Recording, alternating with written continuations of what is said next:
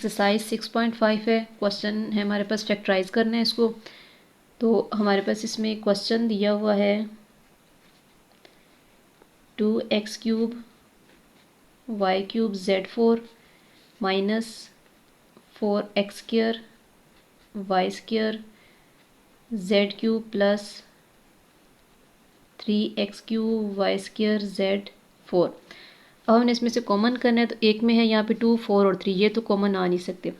इसमें से हम देखेंगे यहाँ पे हमारे पास x³, यहाँ x² और यहाँ x², तो हम यहाँ इसमें से ले लेंगे पहले x², फिर हमारे पास यहाँ पे है y³ y² और y², तो इसमें से भी हमारे पास आ सकता है y² कॉमन, और तीसरा है z4 z³ और z4, तो इसमें से हम ले सकते हैं z³ को।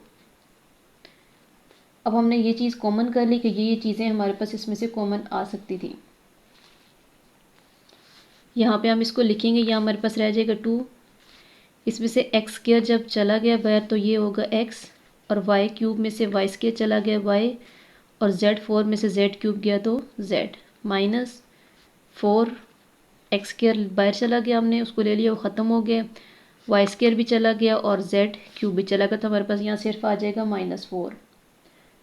साथ में हमारे पास प्लस 3x³ में से जब हम स्क्वायर को बाहर लिया हमने, यहाँ रह गया था x, y² बाहर चला गया, और z4 में से हमारे पास यहाँ आ जाएगा z, क्योंकि 3 हमने बाहर ले लिए हैं, सिर्फ अंदर हमारे पास ये रह जाएगा 1। क्वेश्चन हमें दिया हुआ है a² प्लस ab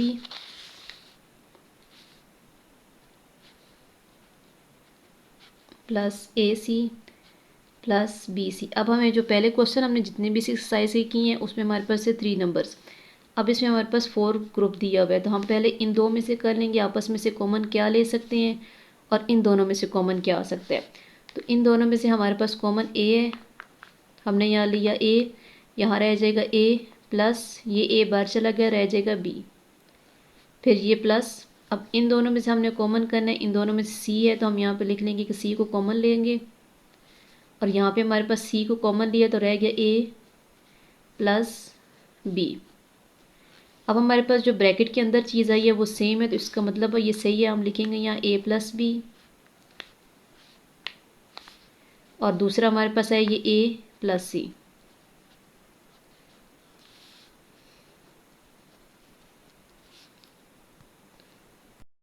अगला हमारे पास क्वेश्चन है x³ minus x² y² minus x³ y। तो हम इसमें से कॉमन लेंगे, इसमें x³ है, इसमें x² और इसमें x³, तो इन तीनों में से हम x² को कॉमन ले सकते हैं। जब इसमें से x² हमने लिया तो हमारे पास यहाँ रह जाएगा x माइनस ये x² बाहर गया, हमारे पास आ जाएगा अंदर y² माइनस x³ में से x² जाएगा तो यहाँ आ जाएगा x, और साथ में है y।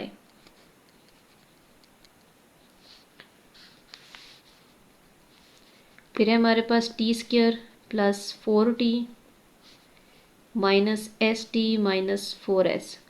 अब इसमें भी 4 नंबर्स हैं, तो हम पहले इन दो नंबर्स को आपस में कर लेंगे कि इन दो में से हमारे पास कॉमन क्या जा सकते हैं, t² और 4t में से, तो हमारे पास इसमें से होगा t कॉमन, तो हमारे पास यहाँ रह जाएगा t प्लस 4 माइनस इन दोनों में से हमारे पास s ये दोनों में है, तो हम यहाँ लिखेंगे s, यहाँ हमारे पास रह जाएगा t, और यहाँ पे माइनस बाहर भी हमारे पास माइनस, ये माइनस और ये माइनस मल्टीप्लाई होंगे तो माइनस माइनस प्लस, और यहाँ पे s बाहर चला गया तो हमारे पास रह जाएगा 4।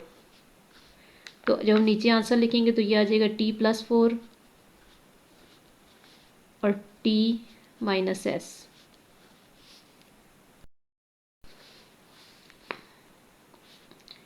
अगला क्वेश्चन है हमारे पास x² x minus Y minus y² x minus Y plus z² x minus Y. अब हमारे पास पहले ये फैक्टराइज फॉर्म में दिया हुआ है, यानी हमारे पास ये तीनों नंबर अंदर वाले सेम है, x minus Y X minus Y X minus Y. तो हम इसको सॉल्व मज़ीद नहीं करेंगे, बस पहले हमने इसका ये आंसर यहाँ पे लिखेंगे x माइनस वाई, और दूसरे में हमारे पास जो साइड वाले नंबर दिए हैं x², फिर है माइनस y², साथ में है प्लस z²। तो ये हमारे पास आ जाएगा इसका आंसर, इसको मज़ीद हमने सॉल्व नहीं करना। अब अगला क्वेश्चन में हमें इसी फॉर्म में दिया हुआ है, हमारे पास है 5x² x प्लस वाई और साथ में हमें दिया हुआ है 10xy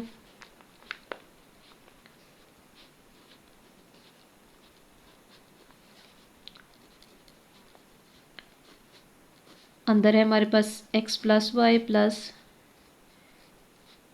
25xy² और x प्लस वाई। अब ये भी वही चीज़ है कि हमें अंदर तीनों में सेम चीज़ है, x प्लस वाई, यहाँ भी x प्लस वाई, यहाँ भी, तो हम यहाँ पहले लिख लेंगे x प्लस वाई। अब दूसरा में यहाँ पे दिया हुआ था 5x² plus 10xy plus 25xy², ये हमने लिख लिया। लेकिन इसमें हमारे पास इन तीनों नंबर्स में हमारे पास 5x कॉमन जा रहा है, तो हम 5x को कॉमन भी लेंगे यहाँ से।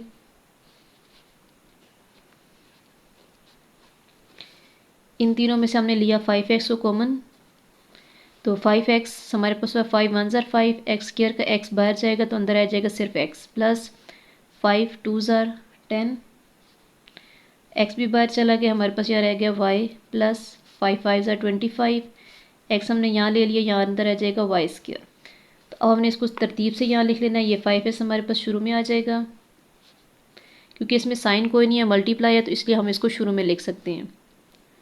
यहाँ पे ये हो जाएगा x प्लस 5 और यहाँ पे x plus 2y plus 5y²।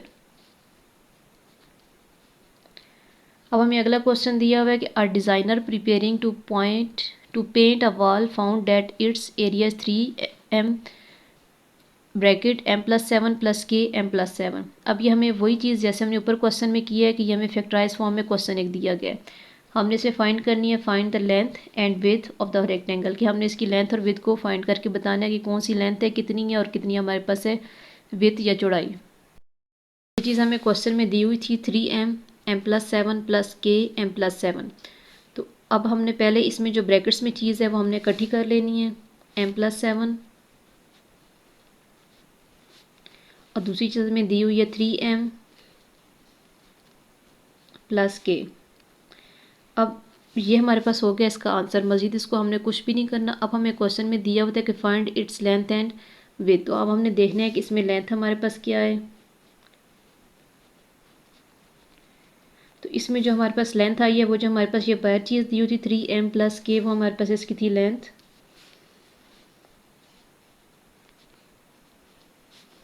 और दूसरी हमने इसमें देखनी थी कि विड्थ, तो वो हमारे पास है m+7।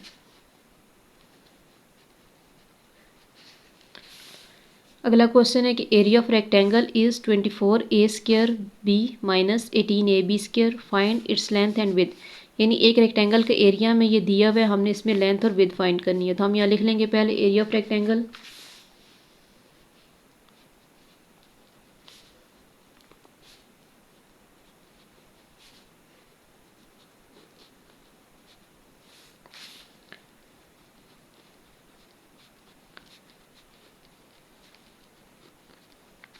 अब हमने इसमें से लेना है, इसका कॉमन लेंगे कि इसमें से कॉमन क्या चीज़ आ रही है।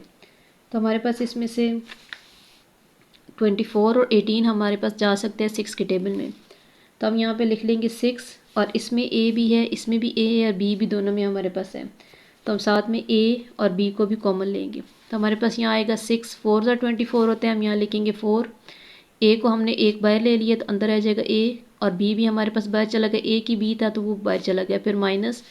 अब 6 3 ज़ार 18, a हमारे पास बाहर कॉमन चला गया और b² में से हम 1b को ले गए तो यहाँ पर आ जाएगा b। तो अब हमने इसको देखना है कि इसमें से लेंथ कौन सी है और विड्थ कौन सी है। तो हमारे पास जो लेंथ है वो है हमारे पास बाइबल चीज़ यानी 6ab